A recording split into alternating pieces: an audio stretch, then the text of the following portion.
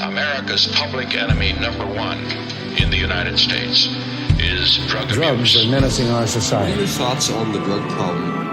I had a great time doing drugs. So tonight, from our family to yours, from our home to yours, thank you for joining us.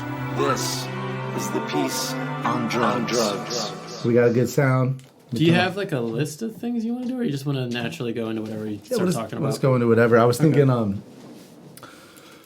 so Got your. we were out there talking about a bunch of stuff, and I was like, this is all podcast material. We started getting into the Jehovah's Witness stuff already, but Yeah. I haven't done a podcast in a while, and you're asking about it because we've been on a lot of vacations. I was planning on keeping my psychedelic spirit going, but it was every week was getting hard to come up with new ideas. I was like, I've already went over all the stuff I've read spiritually. I was like, I don't know. And also, I don't think it was catching on the right way. I was like, I'm going to go back into the war on drugs. So I'm working on a special for the opioid crisis. Okay. And I've been reading, I have like 4 or 5 different books I'm reading right now. And researching, going back and forth and putting it all together and typing it up almost as like a essay, but then I'm going to be reading it into, like, you won't know that I'm reading it. It's just more of a guideline. Like, I'll kind of be talking about the things I've read, but also pulling out books and reading quotes. So it's a big project, and I want to get it right, because as I was doing the research, I was like, it's like something like 93,000 people overdosed last year, and a lot of this is fentanyl. Most of it's fentanyl. And then some of it's these other synthetic cannabinoids and these synthetic drugs that are coming from China. So the story was so much bigger than I realized. I was like, this is not just a simple, all right, how do we get people off addiction? It's like, well, how do you get these fentanyl, these dangerous chemicals off the streets? Because these are not people that are addicted to opium that are dying. I mean, it is. But it's Legalize also, it. Legalize it, That's yes. what it is. Like, what other way around it? There is no other way around it. And that is going to be my ultimate point. But there's also a lot we can do until they do legalize, because they're not going to legalize anytime soon. And but the thing is these fentanyl drugs are making their way into ecstasy pills. People are dying at raves again, and it's like MDMA is pretty benign unless you have a heart condition. It's safer than alcohol. Why are people dying? Oh, because it's made on the streets and they're putting fentanyl in it. The last thing I want to see is this to happen to like acid. Yeah, It's already happened to acid. Actually, the acid that I have, I think I'm going to use again, because I've been reading about this stuff called N-bomb. That's actually, most acid you buy has been made as N-bomb and sold from labs. And one of the things that it said is that some people have these weird experiences where they get in the thought loops. And it said some people have a blackout periods on their acid trip that they don't remember. And that happened to me last time I did acid, which was over a year ago. But I was like, it was a strange acid trip. I enjoyed it, but there was a part that just every time was weird. When it wasn't like any acid I'd done, I was like, that's because it's not fucking acid. So yeah, but it's not as dangerous, but it can kill you. That's the thing. People have overdosed from N-bomb. LSDs, no, you won't overdose from LSD. But the reason all these drugs exist is because the ones you want to get are illegal. So the ones that these labs are making in China, that's true. They dance around their laws. What they do is they change them to like their structures enough. Just a little bit. They change one little group, and then you're like, you got a legal product you can sell. You can't export it legally to the United States, but the cartels will move it there for you, and you're not going to get busted for making it. There's also this other nefarious thing going on that I was reading in the book. It's called Fentanyl. I'll talk about it on the opioid crisis. But I know that the Chinese actually subsidize the precursor chemicals for fentanyl, so to motivate these chemical companies. The idea was to help the chemical companies build revenues, or to motivate them to be competitive in the world of making chemicals. So they make these fentanyl chemicals, and they get subsidies for the chemicals. And when Trump started the trade war, they raised the subsidies for fentanyl precursors. And all these precursors get shipped to Mexico. The cartels take them and make fentanyl with them, and then they end up on the streets. And they make fake pills, like Xanax pills, that look just like a Xanax bar, but it's actually fentanyl. And if they don't get the dosage right, you'll probably take it and feel fucked up and think you got a Xanax. But if they get the dosage wrong, you could die. So it's all extremely. This is what killed Tom Petty and Prince. Yeah. They were at their show. Somebody gave them what they thought was a Percocet. Probably looked just like one. Jehovah's Witness? I did. Yeah, let's get off because I just wanted to talk about the opioid crisis for a second, because that's why I haven't had a podcast in a while. But you're here, and I was like, there's a lot we didn't cover last time about the Jehovah's Witness. So, one of the biggest things we talked about right after the podcast was, I don't know if we touched on it at all in the podcast. We might have a little bit, but you were saying when the Catholic Church, when the lid was blown off about the pedophilia, that was also happening. It's been happening in the Jehovah's Witness, and it's completely covered up because your system of secrecy is much more secretive. And the intriguing aspect of this is when I was a young teenager when I remember the stuff going on with the Catholic Church. And I remember sitting at meetings as a witness, hearing people comment and bash the Catholic Church constantly for that. But they had no idea that it is going on in our own church. Like it wasn't even, I mean, there's probably a few people, select few people in each congregation that know and then suppress it. But the majority of people don't. They have no idea. My grandfather, I remember my grandfather always railing against the Catholic Church for the pedophile stuff that would happen there.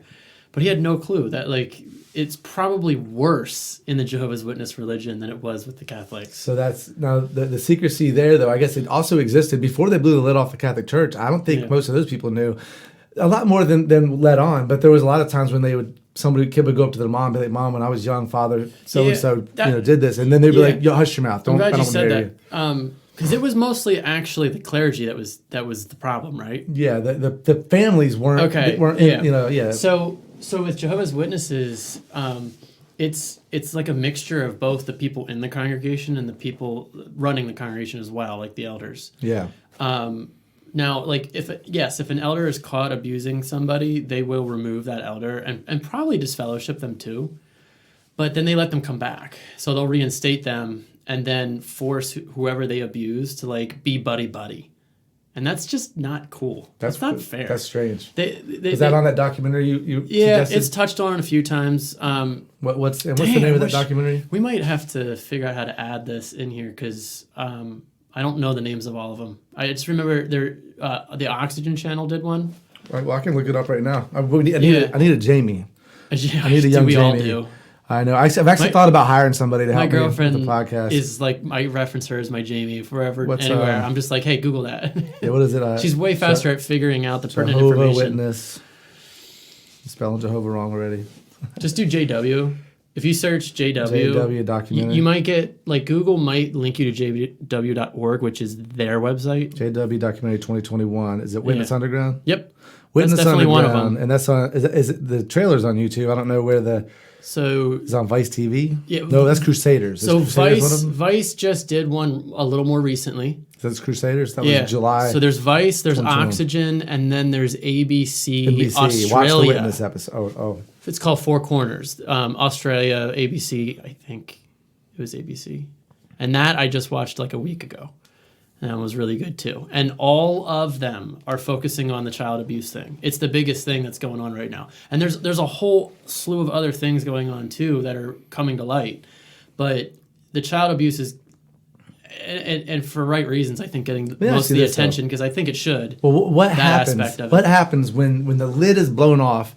What actually happens? I know the Catholic Church, I think there's some more safety measures. They're not reinstating priests anymore who have done these things. But what trouble did they really get in? They had to pay millions and millions of dollars in settlements. Yep. But the U.S. government bailed them out for them because they needed to be bailed out. So our tax money gave them all the money back. What? Trump did that actually. He signed a bailout. And again, I'm not trying to get political because Biden is Catholic, so I assume he would have done the same thing. But once we're bailing out a church that literally needed the money because they lost some money for rape cases that were like, oh, here's your money back. I find it hard to believe the Catholic Church has more money than I think anybody really knows. Like, it might be the American branches of it. I'm not sure churches, which, but we gave them like $1 billion. All the stuff that they have in their possession and how far back they've gone and how far stretched they are in every country. I mean, Jehovah's Witnesses are worldwide, just like the Catholic Church is kind of. Yeah. So not a lot of people know that about Jehovah's Witnesses. No, they're not as powerful as the Catholic Church, though. So they might. No, but the thing, if you look at, like, I'm doing the opioid crisis, the Purdue family, or the Sackler family, who runs Purdue, they're basically the reason this opioid crisis has happened because of the overprescribing of OxyContin, and they're having to pay something like $4 billion. They're worth $10 billion, but they have to pay it over 9 years. And John Oliver did a special on it. He talked about the math. He's like, by the time they've earned interest on the money they didn't have to pay over 9 years, they actually won't have to pay anything. And also, then you have to ask yourself, where's the $4 billion going? Well, it's big tobacco. They were profiting off people that were dying. They had to pay a bunch of lawsuit. And when the money finally got paid to the government, did any of it go to actually? It went to the truth ads to help people stop smoking. That was probably effective, so that's one good thing. But did it go to help the families? And I don't know the numbers, but I think a lot of it got put in the pockets of politicians. And I'm worried that all these billions of dollars are going to be, as they go through the government, the strainer that is the government saying, hey, we're taking the money from you to give here. How much of that gets stuck in that little politician net that doesn't make it to help anybody? And I would say probably more than half of it. Yeah. But and again, then what happens to the Jehovah's Witness? What happens to the Catholic Church? We blow the lid off. Is there any? Do these institutions actually get hurt, or are they just as strong as ever? I'd say the Catholic Church was definitely hurt. Yeah, but it's still strong and it still exists. They're still they're starting to hurt, but I'm sure they're doing fine. The problem is the mind control is so high with Jehovah's Witnesses. So you can blow the lid off all you want, but the members aren't going to listen. They're not going to watch. First of all, they won't watch the documentaries. Yeah, they're too afraid to. They're programmed so hard to believe that this is all from Satan, the devil, and apostate lies. That is all. Its purpose is to weaken your faith and rattle your cage. So they are so programmed to just tune it away and put the blinders on. Yeah, well, it's just so you could expose it as much as you want, and they never will. What you have to get the rank and file witnesses to all of a sudden see things for what they are. You have to open their eyes in some other way. I mean, for me, it was my best friend getting disfellowshipped when he was suicidal and then committing suicide. So that not everybody goes through that type of a situation. And if that never happened for me, I might still be in. I don't know. I really don't. But yeah. But like something. Sometimes because it's easier because it was hard for you to get out. Yeah, it was really hard. And I knew what I was in for trying to get out too. So even a lot of people, we have a word. There's different categories that like ex-witnesses will describe people that are still in or out. There's like the type of person who's physically in the church but mentally out. Like they go to the meetings, they do everything, but they're just mentally checked out. They don't really believe in it, but they know that like if I try to get out, I'm going to be faced with like losing my family, losing my social circle, sometimes my job because they're employed by a witness or something like that. So they just kind of go through the motions. And then there's people that are like me, which are like physically and mentally out. Yeah, exactly. So you had something that was traumatic enough to go through the hardship of quitting this. But if you didn't have that, it might be easier to just, like you said, go through the motions, whether you actually really believed in it or not. Now, let me ask you this. I don't know if I asked you this last time. Do you still consider yourself a Christian or atheist, or do you have any, like what are your thoughts on the universe? I'm not religious. I'm not religious in any way. I don't believe I have to answer to anything and feel guilt for other than whatever your conscience is programmed for and just being a good person. I believe in the what is that like kind of more so the just do good unto others, like do unto others what you would want to do. Don't cause harm. That's what I believe in. Don't harm other people. Yeah, you can do what you want to do as long as you're not hurting, stopping someone from what they want to do. But I do believe also in a very like. I'm formulating it as I go still, but I'm very spiritually minded in the fact that I know there's a whole different realm to this reality. There's spiritual energy. There's bad and good energy. There's all this stuff that we can't explain yet. And I think it's all reality and valid. And it's just a matter of us trying to put it together at this point. So, I was thinking about some crazy thoughts today. I was thinking about the soul.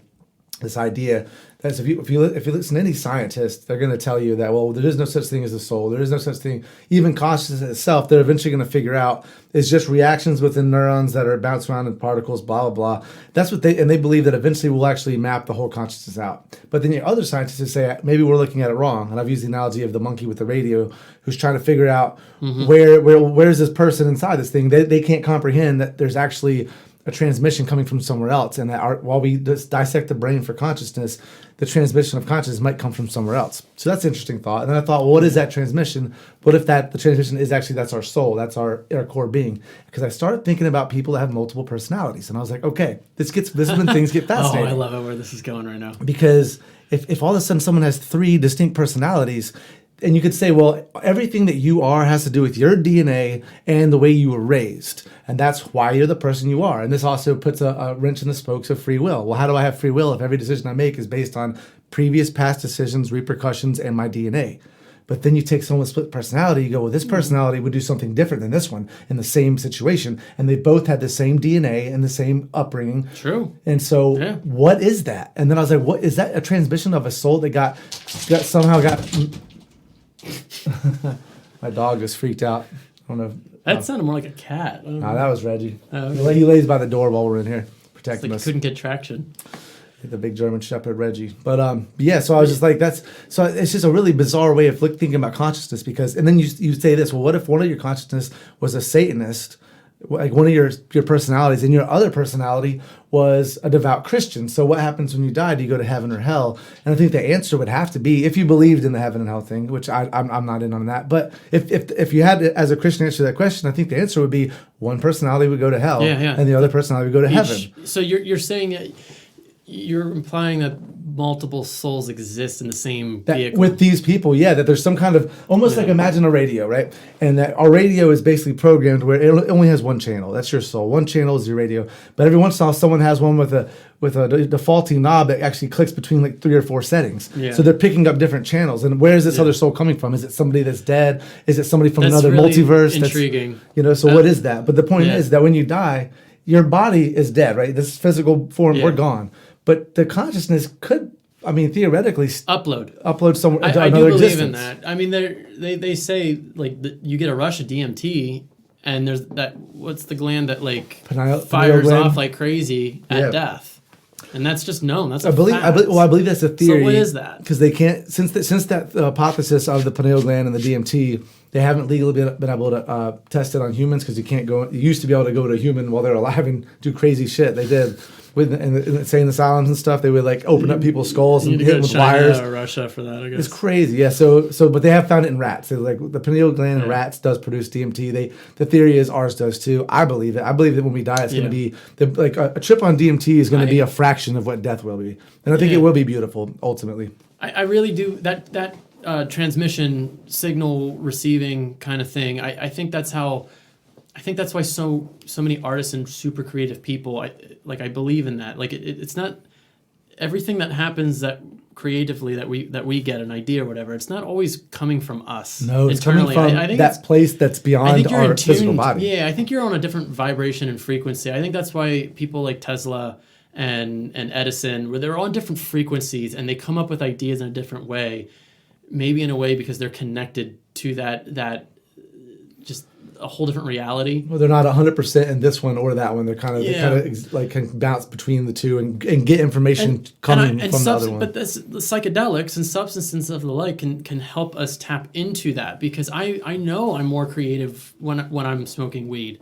I agree with there's that. So many times where it's like I'm high and I'm just sitting in a chair, just chilling and vibing, but all being like really baked gets all the other stuff that I'm worried about in life, and it just kind of pushes it away into the background, and then it lets like everything that you wish you could push to the forefront actually have some attention and some focus and some energy there.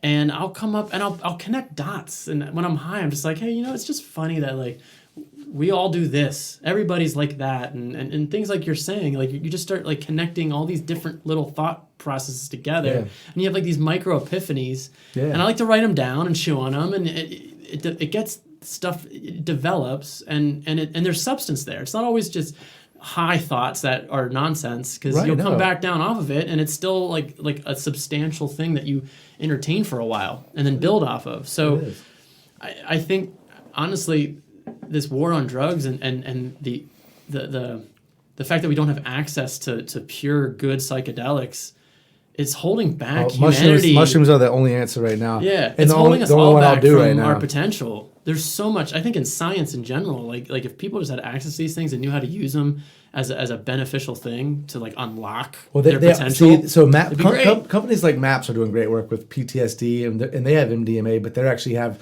legal research MDMA, so it's pure, and they have so. Eventually, there will be clinics where people can go and do this stuff. I'm so glad that that's actually happening. It's happening. It's not happening nearly fast enough, and it's happening. We're still under the heavy blanket of the drug war. Yeah. But there's little cracks and crevices where it's happening, and it's slowly going to start peeling away some of the, I think, that more heavy side of the drug war, but still, I think drugs like heroin are still going to always be pushed into corners, and that's meth and heroin. I think will always be pushed into a corner. I don't want to say always, because some countries have stopped doing that, and in drugs even like meth, and meth also has a really bad rap, and it sounds crazy. And actually, honestly, it's one of the few drugs I haven't tried. But I was reading Dr. Carl Hart's book, and he was saying, he uses it a lot. He does. And he's like, meth is actually almost structurally similar to Adderall. And I thought, but structurally, one little thing can change a lot, because MDMA is structurally similar to meth and Adderall. And MDMA is way different. But he said that they did a study where they gave regular meth addicts either Adderall or a pill of methamphetamine, and the majority of them could not tell the difference. But the difference is, I'm guessing with street meth, you're smoking it. It's a little more higher concentrate.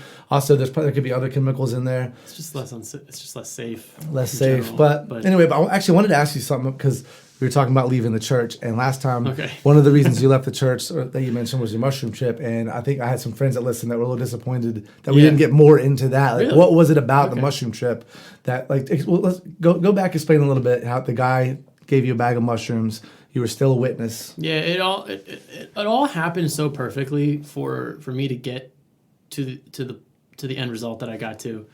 Was some, I mean, if I always kind of wanted to do mushrooms, and the thought of psychedelics, like, you're not allowed to do these drugs at all as a witness. Like, you get in trouble for any of this kind of stuff. So, it's just not something you entertain.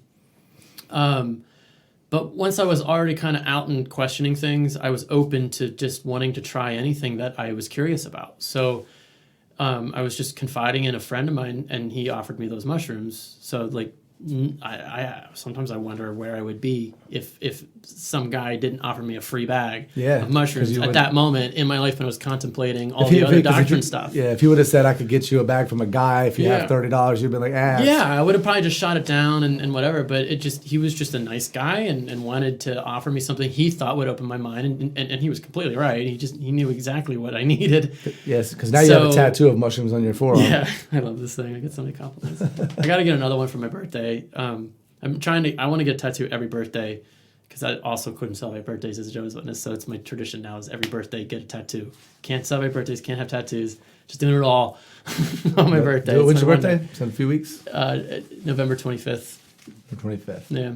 Cool.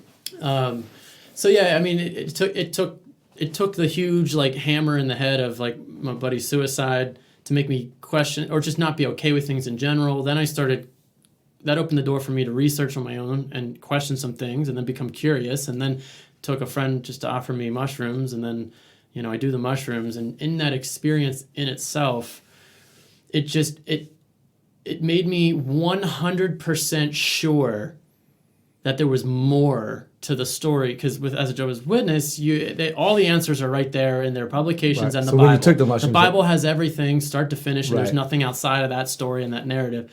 But it made me realize, it blew the lid off. It made me realize there is so much more to reality and everything. Yeah. Like I started thinking to myself, like, okay, God created these. They grow from the earth, and when we eat them, we have these experiences, but we're not allowed to eat them. We're not allowed to do marijuana. Why? Why, though? Well, why God create it in the first place? Why does it exist? Like, human intervention doesn't make these things grow. They just grow. They're just there. So why is it a sin to partake of these things and then either enjoy or use them for whatever, purposeful uses? Is it almost like the knowledge of good, the fruit from the tree of the knowledge of good and evil? God's like, you're not allowed to eat from that tree. Well, what is it you don't want us to know? Like, what is it in that tree that you are hiding from us? Well, they do theorize that, like, the actual story of that tree and that apple and Adam and Eve is not just a literal story and the fact that happened, but it actually might have been Adam and Eve ate mushrooms. And that opened their minds. Well, I think the story, if you ever read Ishmael, Ishmael's a great book about a gorilla that just explains to this writer through talking to him through his mind everything that's wrong with the world. But he's like, the old story was, about eating from the tree and being the expulsion from the garden was going from hunter and gatherers and moving into agriculture, and that was your expulsion from the garden. So the whole story was metaphorical. The knowledge of good and evil was the knowledge of we can become gods ourselves by manipulating nature. And as soon as you try to do that, you were expelled from the garden, and now you have to work at the sweat of your brow. And that's where all the problems with war and everything else initially started, was when that we transitioned to agriculture in the what was the area in Babylon or wherever that started right in the middle. They call it the Fertile Mesopotamia. Crescent. Mesopotamia, yeah. Yeah.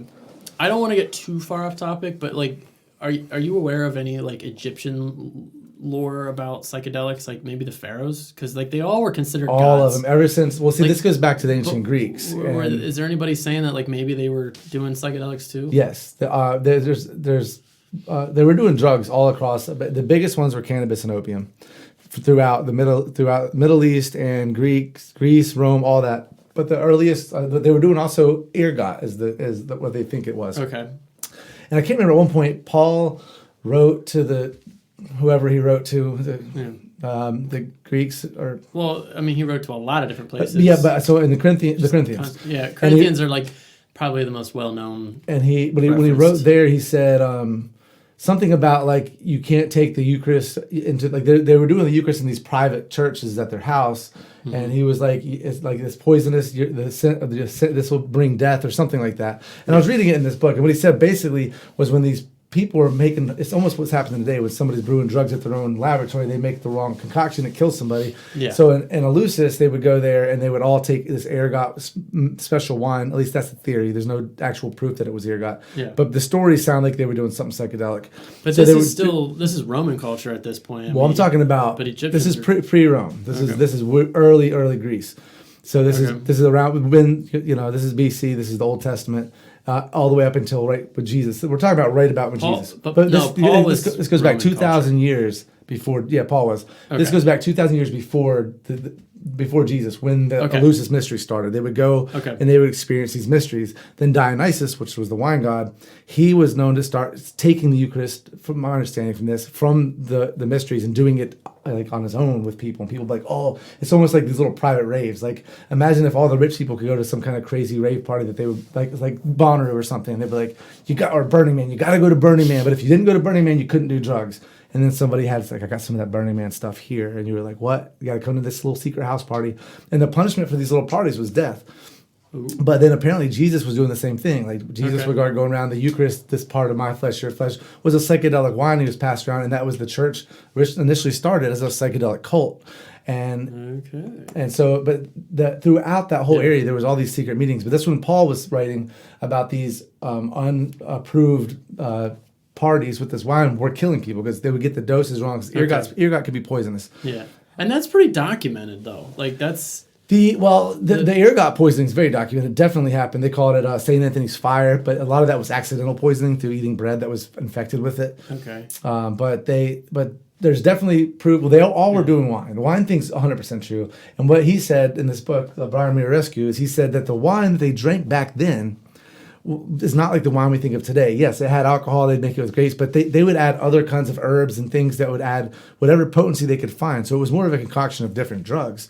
And they would have these, there's all these books, ancient texts of pharmaca, like lists of things you can put in wine, like different nightshades or whatever they're called, and all these different varieties of herbs that would help with this and that, remedy that. But ergot was definitely one of them, and that's basically where LSD comes from. It's fascinating to me how many ways you can achieve a psychedelic substance from very natural like sources and means. I mean, ayahuasca has been around for so long. DMT. Do you know how long ayahuasca has been around for? Like, in the Amazon? Think they know how long they've dated its use? Like its use, I don't know. Culture?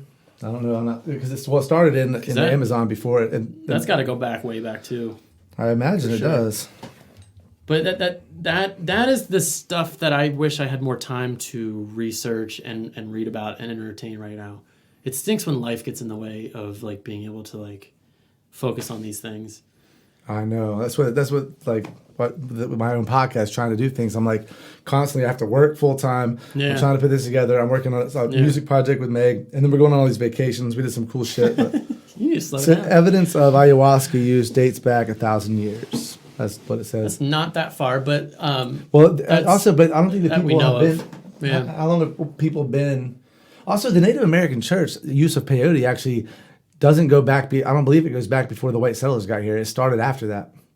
It goes back hundreds of years, but it's not thousands of years. Okay. From my understanding, Yeah. something I remember reading. I have a feeling that all the religious stuff from throughout history and ancient culture, like I'm sure psychedelics have a part in it. Oh, they do. Well, I mean, no, we're in talking Mexico, about consciousness being gained in through Mexico, it, too. the natives, probably the use of mushrooms and peyote probably goes back 1,000 years. I mean, like the North American Indians. I think it was brought up from Mexico, and it probably was when they were pushed more out west from the European settlers. There's the theories from is it Graham Hancock? Yeah.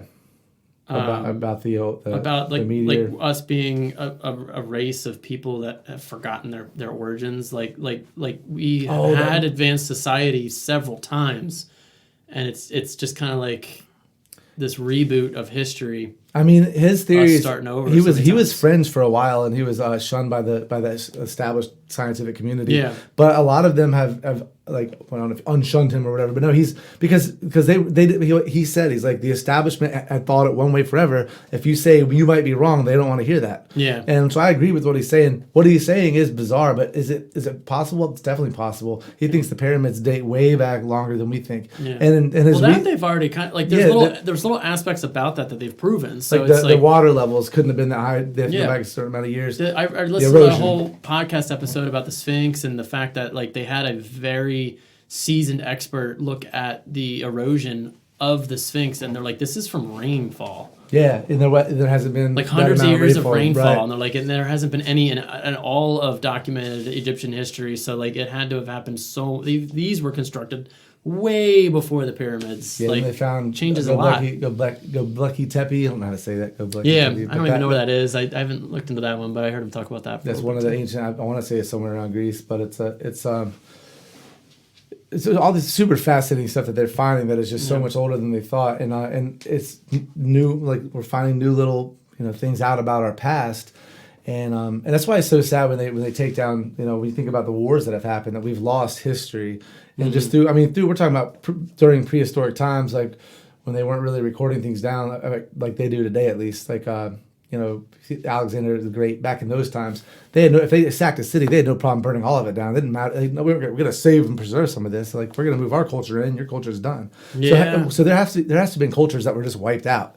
That we have think about Asian culture and American culture and German culture, all these little things that make them a little different. There's probably some really cool cultures that existed that are just all those massive conquests that have happened throughout history just wipes out so much. But so we still didn't get into the mushroom chip. Sorry. So I want to get back into when you're going through hell with the loss of your friend and you're not sure about your religion, and this guy gives you mushrooms.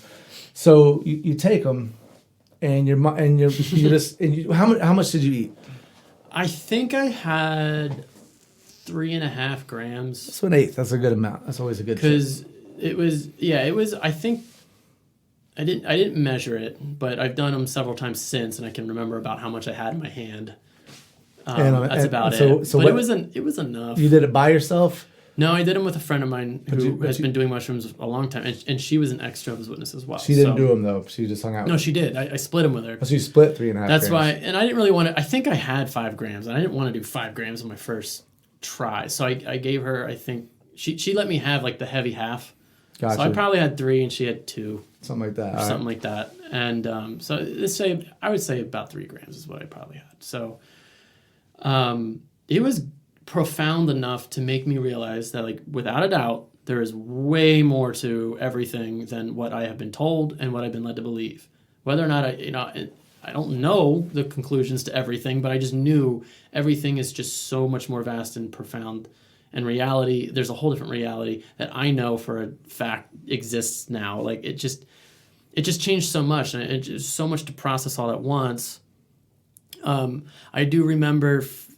I remember in the moment thinking about all the things that had to happen for that moment to happen the way it did, and it feeling almost destiny-like. Like the journey, everything I've been through in life that created the person I am, like, it all had to happen this way, and like this was like an intersecting of directions that like happened at this point in my timeline. And that it was meant to always end up being like this. So it's almost like even though you've been going the wrong direction with a lot of your life, it would all for the reason of you getting Yeah. right where you're at now. So At that point. so it wasn't a bad. It was Yeah. a good thing almost. Like everything's where it's supposed to be. Because I've been through a lot of bad. Like I've been through 2 failed marriages and just a lot of different things that have happened in my life that I really like could have been a lot further ahead and a lot happier with where I was in that Were these time. marriages? I mean, you talked about. Were they arranged or? No, they weren't arranged. It was just when we can easily get off topic with this, but We can bounce off topic a few times. with the way relationships work as a Jehovah's Witness, you kind of get forced into marriage pretty quick, like because you're not allowed to have premarital sex. You're not even allowed to be alone together. You have to have a chaperone. And at 20 something, or I was in like 20. I was like 27 when I was dating my second wife. You have to have a chaperone at 27 years old. At 27 years old, I always had to have Holy someone shit. else with us every time we were alone doing Until anything. you got We couldn't even married. go on a date. We couldn't go to a friggin' movie. And if we did, we had to sneak it. And then like you get caught, and then you get in trouble, and then you can get reproved, and then if you get reproved, you get judged, and then if you get reproved more than once, you get disfellowshipped, and then you lose your family. So like you're always treading eggshells with every little friggin' thing. So yes, And also, you they put can't all this talk to- pressure on you to just get married so you can freaking just move on in life Can together. you talk to her in private, or you pretty much aren't even? No, yeah, we would call and talk all the okay, time and okay. stuff. So But you like, could- I was but you gonna just say- can't be left alone. Like I would be in either my parents' or her parents' house on the couch watching a movie, and no, let me back up. My parents or whatever and my brothers will all be watching something in the living room, and we go, hey, we want to go in the other room and watch a movie, and like it would be hard to get them to agree to just letting us go to the other room. Really? Yeah. Or would they be like, well, is there anybody here that can go with them to chaperone? It's like, do you think we're like they're all trying to prevent premarital sex? Is what they're trying to do. I'm like, do you really think we're gonna have sex for the first time in the other room? Is it because Right they don't- around the corner. Like, it's just who cares if people have sex? I understand Well, that it's a STDs and babies is like they should It's just a give condoms. but it's a biblical thing. I know it is. You're supposed to only have sex after you're married before God. I know. So, and I forget the scriptures that I forget the ones that you have to pull for that. Oh, where are they? I'm sure it's some Old Testament See, thing. with but- the way we were raised with Baptists is I don't think they talked about sex, so that was Yeah. never an issue. It was you can't live together unless you're married. Living together was the big. Like, Yeah. Oh, even my absolutely. grandmother would get a little upset when Yeah. my first wife, when I lived with her before we were married. She was so happy we were getting married because we lived together, and it's like Yeah. but what if we're married to each other? Just because I don't go and sign government papers. That's what I said to my parents, like, briefly when they were, because I lived with my girlfriend after I left and everything, and they're like, "But you're not married," and da da da. And I'm like, it's just a paper with a earthly government. Like, so if by the Bible's rules you need to be married for it to be okay before God, why can't just my word be and my commitment between God, my girlfriend, and I be enough? Why can't I just pretend I'm committed? Not pretend. Why can't I actually act like I am committed as if we were married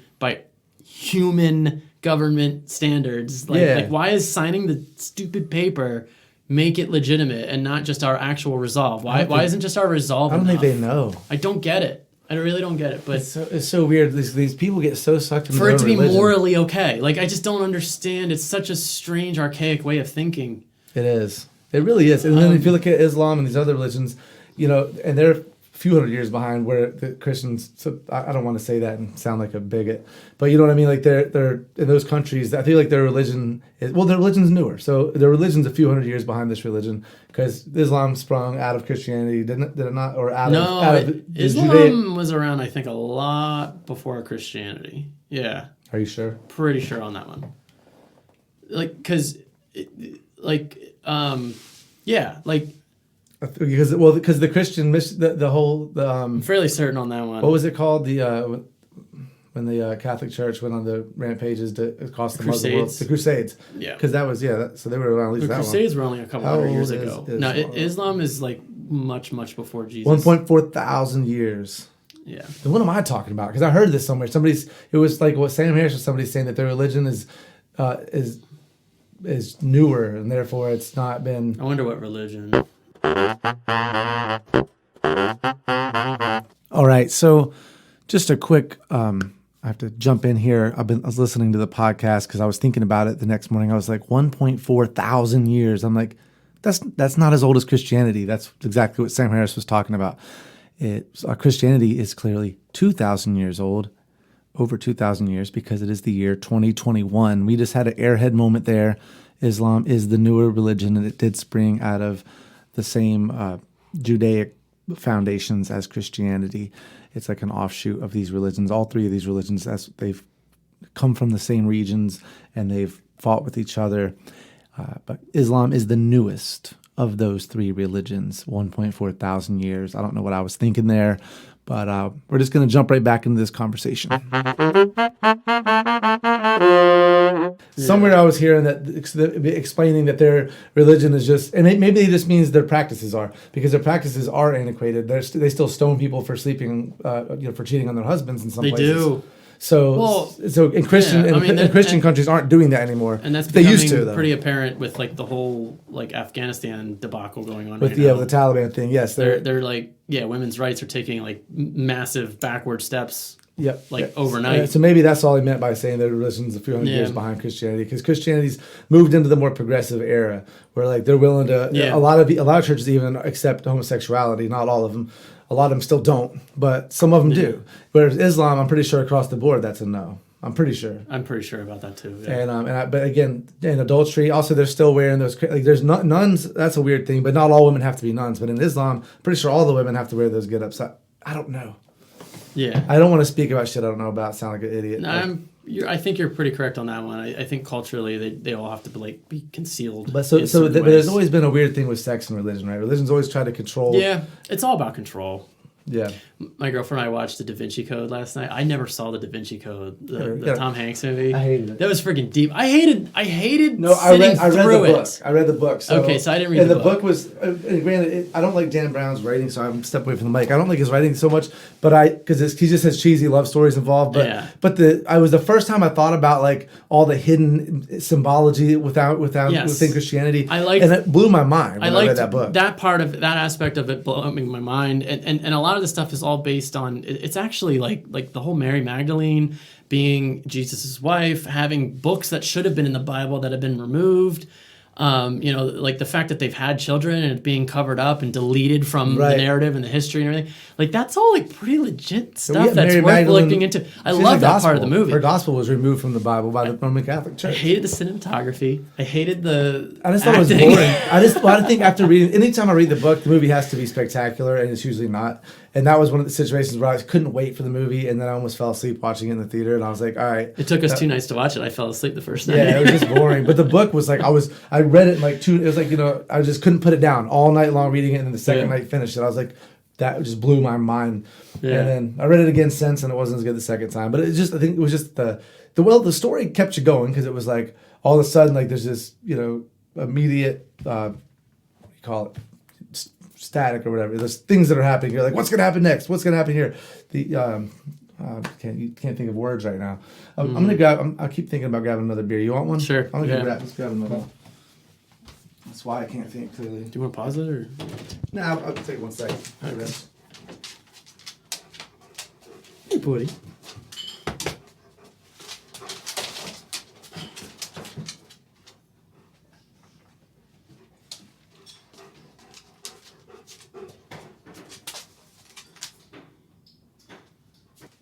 That's funny. I just heard what you said about the vibe of fall, Oktoberfest. I get into the vibe of fall. I make myself. You make it. Well, you grew up somewhere a little more north of here, right? Well, North Carolina. It's definitely not. Not as much, but it's still more than here. North Carolina's they have a legit fall though. It gets cold at night sometimes, and the leaves change. It's not. I mean, the more north you go, obviously, the quicker it happens, the colder it gets. But the winter's what we don't really have. We don't get a lot of snow. We get every once in a while you get a snow. It's just spring and summer. Well, winters are cold and wet. Really feel. That's what it is. It's just here though. Oh, here is here it's just spring and it's beautiful though. That once November comes, it's just from then you have months of just being beautiful. But you don't get the fall, and I miss the fall. That's my favorite time of year. It is. It's so cozy. I do remember when I lived in Pennsylvania. I love fall, but I hate what it meant is coming and winter. And winter is just something I despise so much with my core. that it like almost kind of like drug down how much I could enjoy fall a little bit. Yeah. See, we just didn't have that bad of winter, so I didn't really fear the winters. I didn't enjoy the winters, but there wasn't a fear. But also I would get a little bit depressed in the fall. Always, and I still get that. Like, but it's almost like a comforting depression. It's weird. It's like I'm a little sad, but I think I should be, and it feels right. Like, I don't know. That's just how the autumn does to me. It should be. But I don't know. It's hard to explain. Like Halloween's got a weird. I love Halloween. It's like I have yet to do a Halloween. Oh, what? Yeah, I'm gonna be in North Carolina this year. We do something. Yeah, because I mean that was obviously one of well, you can't do any holidays, but like Halloween is like the most despised of all holidays. There were Halloweens I wasn't allowed to celebrate. That my dad would be like, "Yo, we're not doing it this year because it's the devil or whatever." Never gotten to go to a party or wear a costume or anything like that. And I don't know this year. Yeah, well, no, hold on. When am I getting my surgery? I might be out on my ass for Halloween this year. Yeah. No, I won't be. My surgery just got delayed. I'll be okay to do a Halloween of some sort. You should do it. It's fun. I don't know if it's fun because I did it when I was a kid, and now it's like we're going to a Halloween party in the mountains where we're all dressing up. We're going to do because it's Celtic New Year, and because I've been studying a lot about Halloween for this project I'm working on. I'm like, we're going to be fairies because the fairies are a big part of Celtic lore. And so the girl that I did mushrooms with the first time, she proclaims to be a fairy. I still don't like.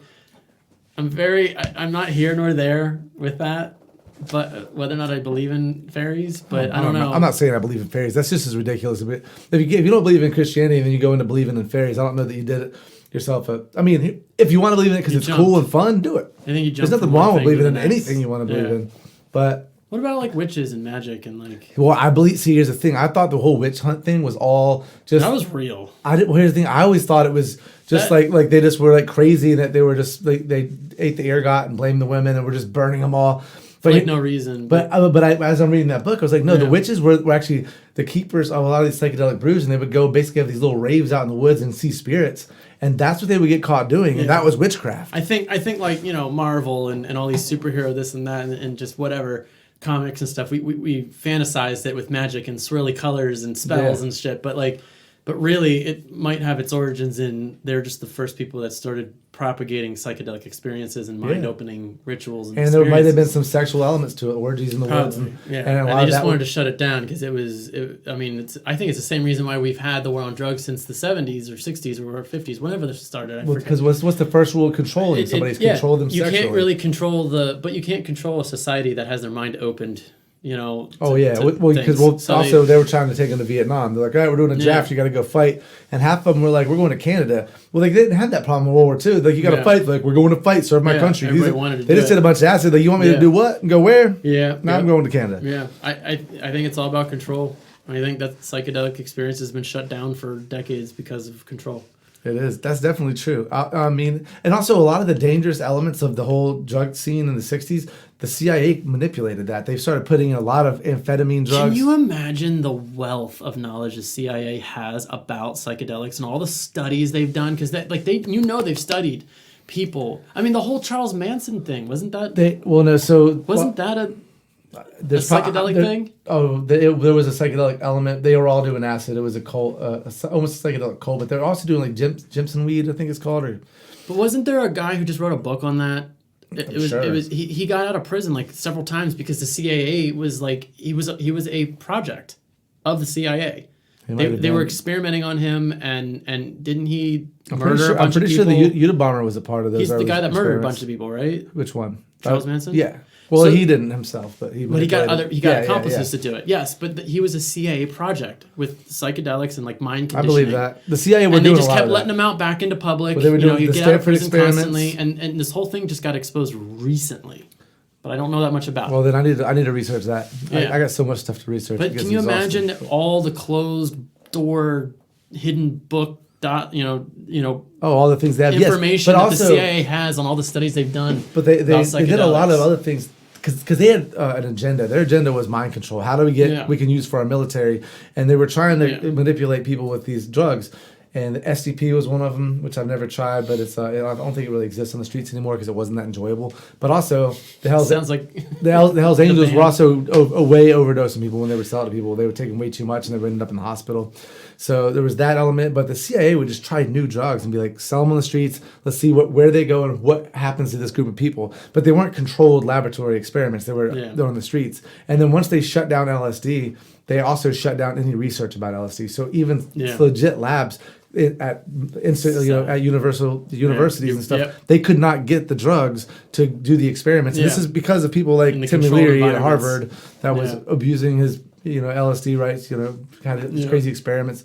But ultimately, it messed up research. For 30 years, there was zero. Yeah. They're just now doing it again. And a lot of the researchers have there's so many things we can learn about consciousness in the brain and neurological disorders through psychedelics that we how much further would we be if we had those 30 years back? Yeah. We lost so much time just because they hate people that party. I mean, that's really what it comes down to. We don't like your music. We don't like you having sex with each other. And we don't like the drugs. So we eliminate the drugs. We eliminate the party. Here's some amphetamine. Take some Adderall. Have some beers. Go to work. Yeah. That's pretty much their... Well, at least we're here now. And at least it's starting and the future looks like exciting. It does look a little better. For that research. And the culture all around, I think, is changing too. So it's going in the right direction. I just hope nothing happens that stunts that movement, that momentum that it has right now. Because for me especially, I'm so excited and invested in this shit. It got me out of a cult. Imagine what it can do to other people, and any other scenario you could apply it to. So there was an interesting analogy that I can't remember his name. Michael Pollan. He wrote the How to Change Your Mind about psychedelics. But I think this applies to if you're in a cult or wherever it is there's not so a lot of people that their brains are wired very much like they were in a cult, but it might not be a cult. It might be with nationalism, with your political affiliation, or with your job, whatever it is that you're just stuck. This is who I am. A part of me is this thing that's not really a part of me. And so psychedelics, he described it as if your mind is imagine your mind being a snowy hill, and if you have a thought and it goes down from one place to the next, and it leaves a sled trail. So the next time you have a thought, it's going to be caught in that same groove. Okay. And over time, the groove gets thicker and thicker to where to move out of that groove is almost impossible. You take a psychedelic and it levels the snow.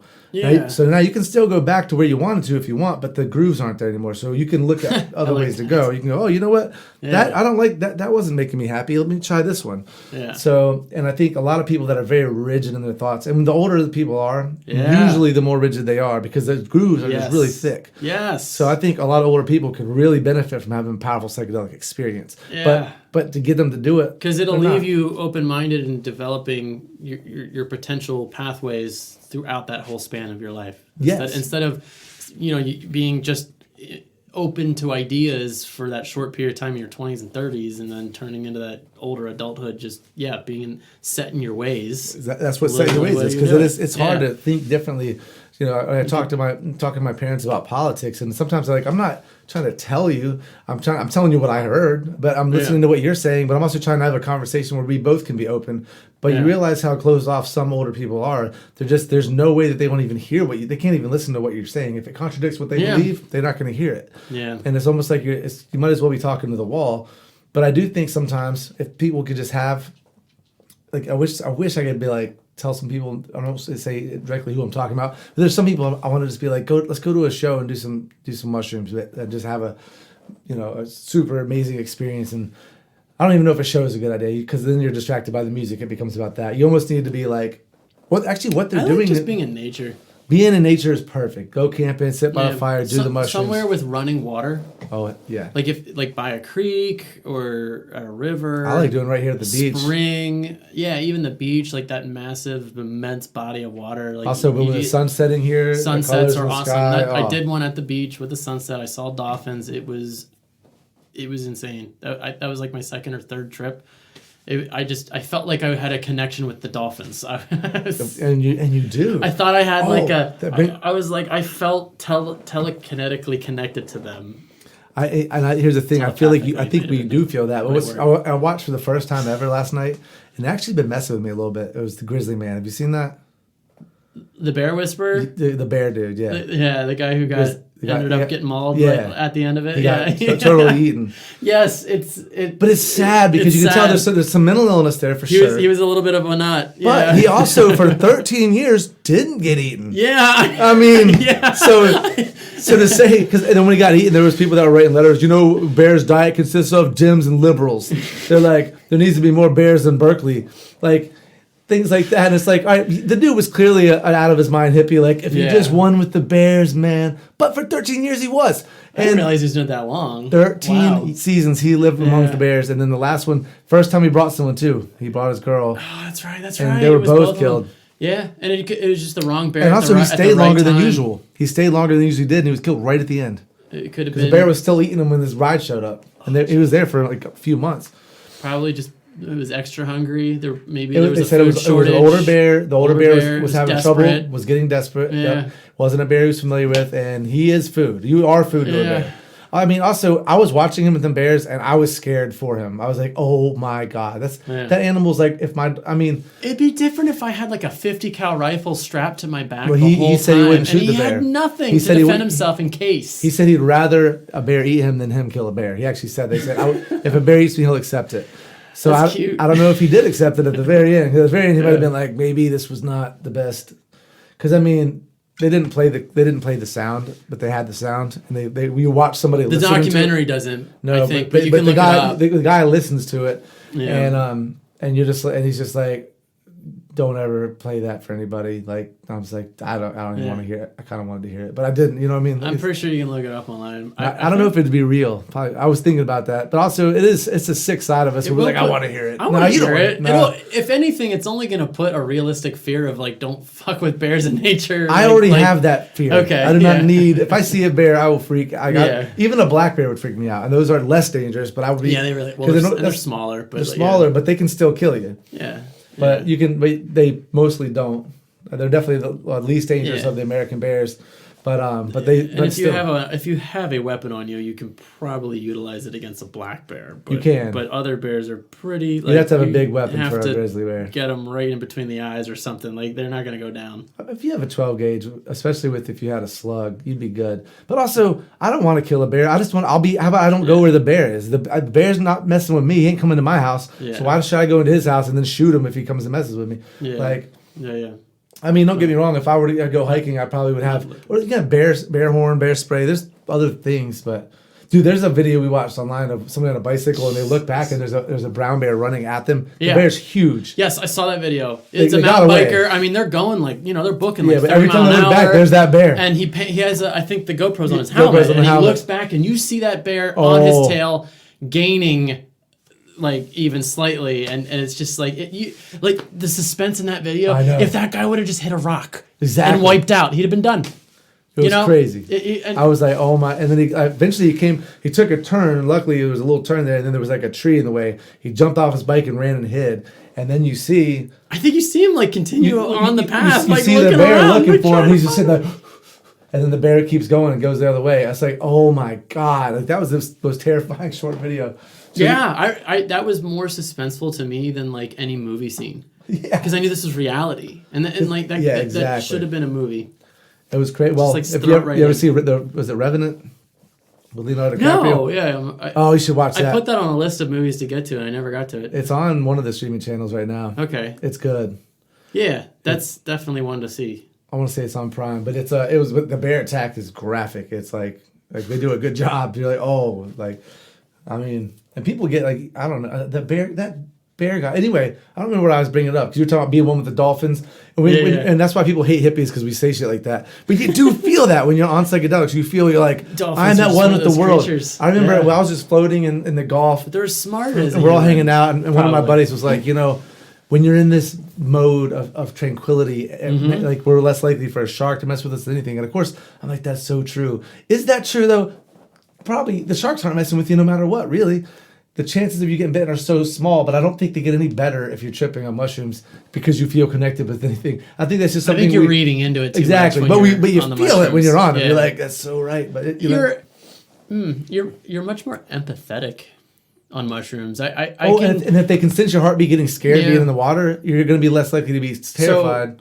Unless a shark came. If a shark came up to me and I was tripping, I might freak out. I've only ever been in the presence of one other person while I tripped heavily on mushrooms.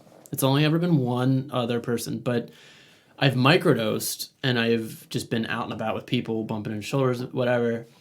I noticed that when I microdosed, my empathetic abilities are just heightened. I feel like I can read people's energy, their vibrations a lot more. Like I can tell, like, you're a creep. Like there's some weird ass agenda about your energy going on. I can feel it. Or I can feel that you're a good, safe, humble person. Like I can kind of read through bullshit, like the fake face that people put on. I can see past it so much easier, and I can tell.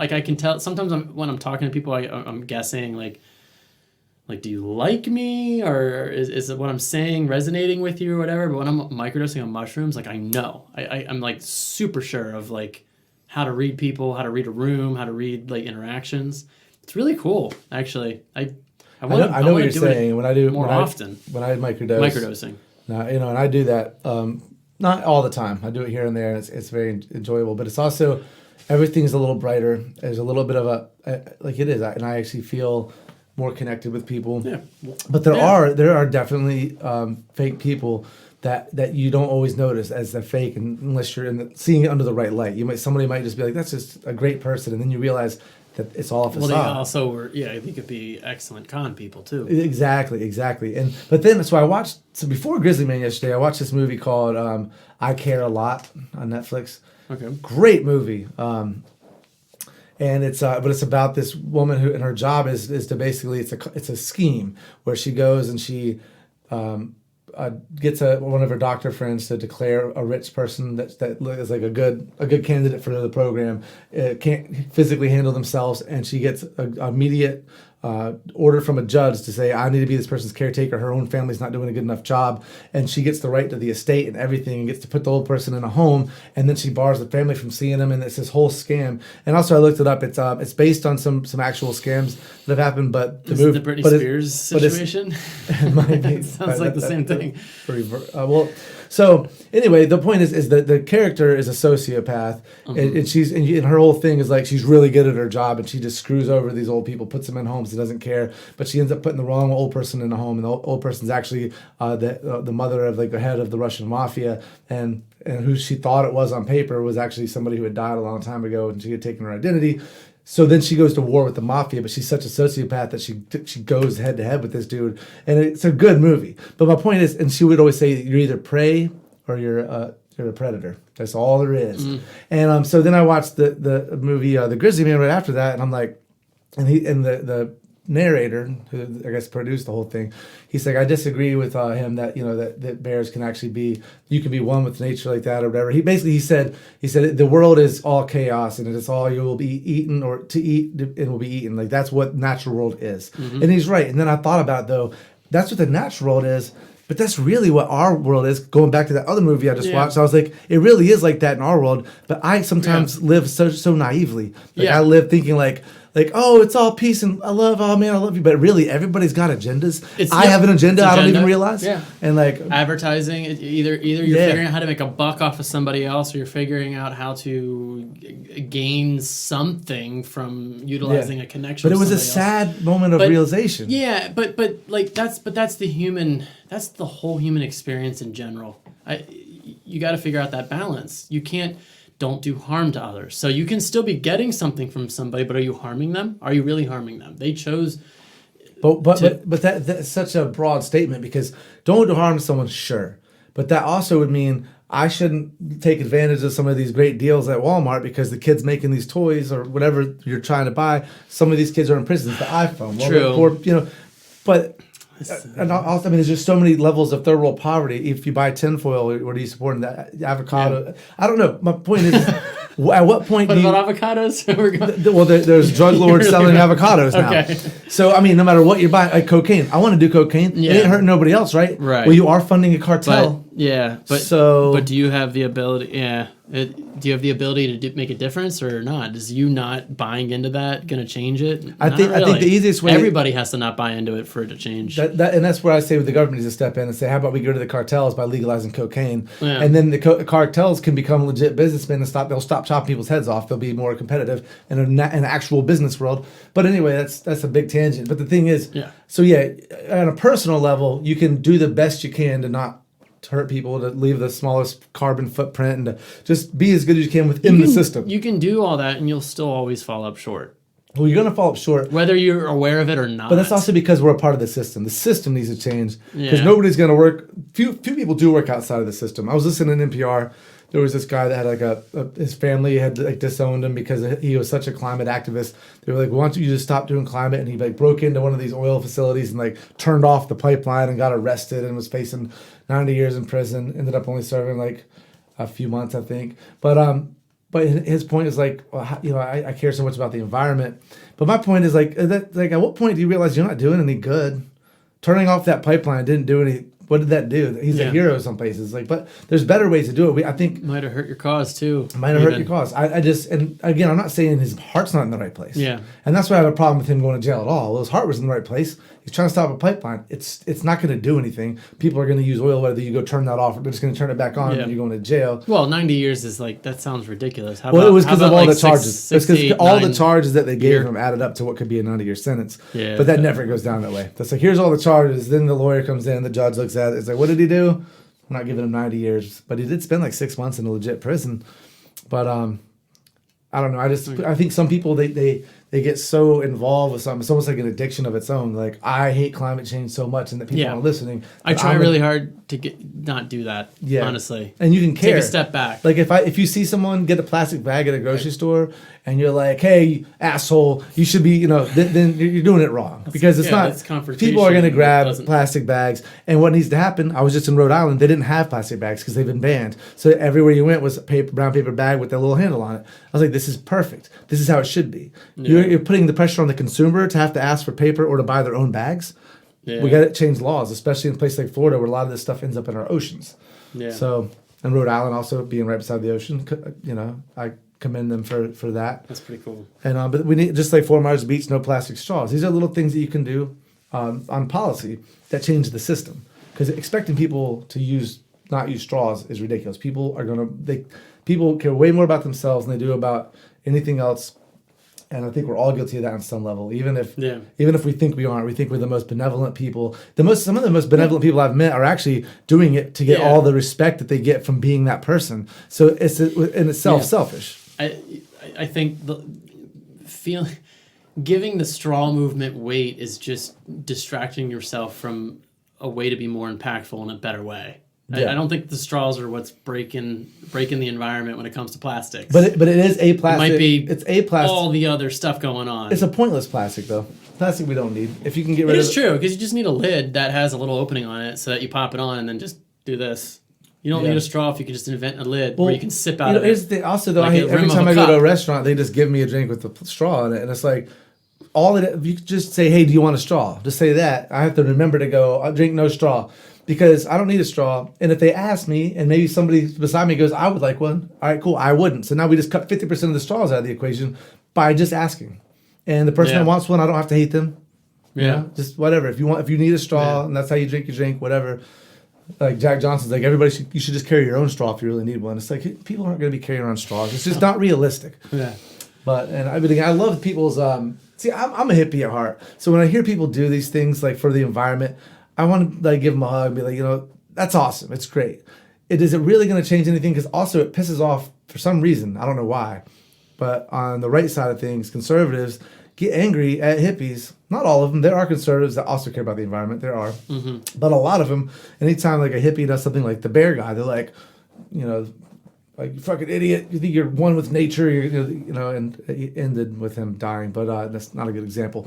But no, they get angry when people talk about we should outlaw plastic bags, for instance. They're like, oh, everybody hates fossil fuels and petroleum products and blah, blah, blah. It's the reason we're as advanced as we are. You can't hate oil. Oil's a great thing. So it's like, hey, we should try to do cleaner energy. Fucking hippie, get out of here. well, what's wrong with saying we should try to experiment with better forms of energy? I think burning less fossil fuel is a good thing. I think consuming less meat is a good thing. Yeah. It doesn't mean that. Yeah. Oh my God.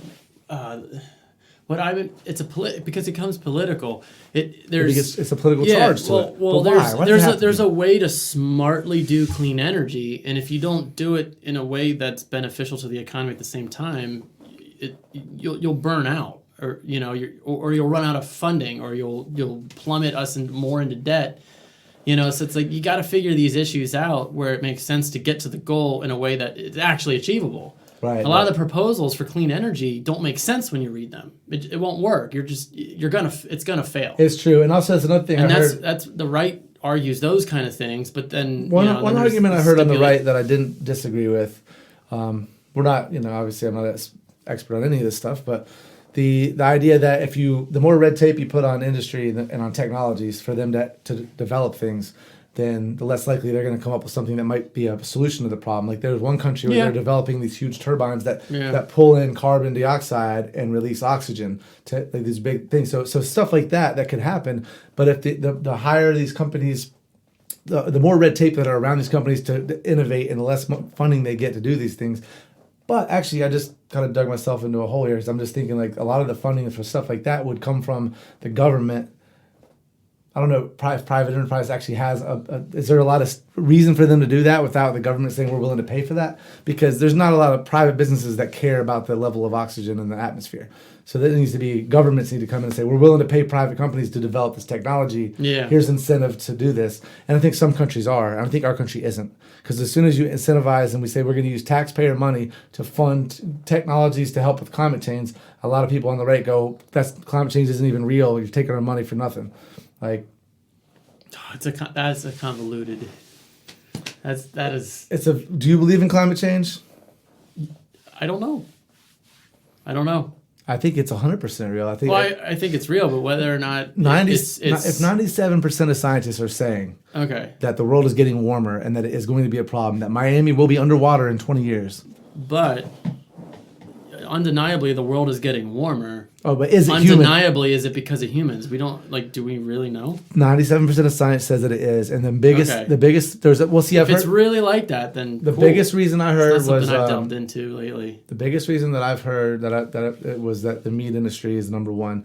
It is the removal of rainforest. For farming, if you think and the about methane from all the cows. The combination of these two things. We're eating too much meat, and the farming and the industry is actually creating the gases, and then we're taking away from the natural resources that convert them to establish a balance. So that's the biggest one. What I heard was that if we quit using oil 100% but consume the same amount of meat, it wouldn't even matter because the oil is such a less percentage of the problem than the meat industry. But again, these are the animal lovers who are also spouting this. So how much of what they said has been because people will change little facts just to make you want to go to their cause. Can we know what's really causing But hey, I'll ask you this though: would it be a bad thing if we went to energy that we knew was clean, that we knew didn't cause more carbon? Would it be bad if we went to eating less meat when we knew that eating vegetables was less problem for the environment than raising cattle? So, and also makes people healthier. I think people need some meat in their diet, but I don't think they need a cheeseburger every day. So I think that I wonder if we could shift our focus on the emission and more on the direct result of what makes it harder for nature to do its thing. For a species or a plant to survive in its natural habitat, we're cutting them down. We're doing things that pollute water. How about we just it depends on the country. Focus on that. In America, we have a lot of laws to help protect our lakes and rivers, and it was because you know what they did in Chicago? They reversed the flow of the river there, and right downtown Chicago, they reversed the flow of the river because all the trash that was getting out into Lake Michigan. So they reversed the flow of the river, and now they have a certain amount of species of fish have come back and all these other things. So in this country, we have a lot of preservation. There's a lot of natural land that we've preserved. Yeah. There's also one thing he said on the show about the bears is they were like, we have a certain amount, I don't remember how many they said, 35,000 bears in Alaska or whatever.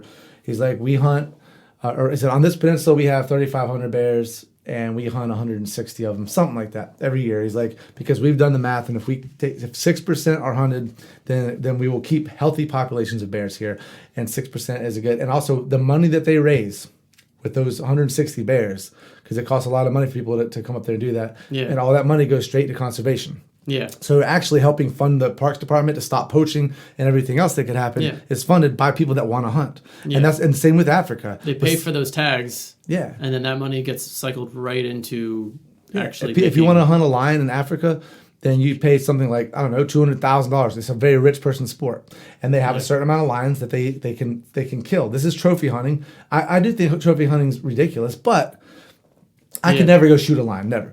Because it's a pointless hunt. But there's the thing. There is a certain amount of population of lions that they can get rid of. And they make so much money in these poor countries by doing it that they spend a lot of it on conservation. And it's also an industry where people are fed and make money. And after that Cecil the Lion incident, which was way overblown by the media on the left, that shut down a lot of the tourism there. People weren't going over there to shoot. No, they're suffering. And then they're not having money for conservation. More poachers are coming in. More lions are dying. Yeah. So it's like you lost out. So a lot of these, you might disagree with hunting. Out of the water, we would have people protecting. If you're disagreeing with hunting, but you're not paying for the conservation, the hunters are, and they're the ones out there in the land anyway. Most of them, unless you're the bear guy, which the guy was awesome.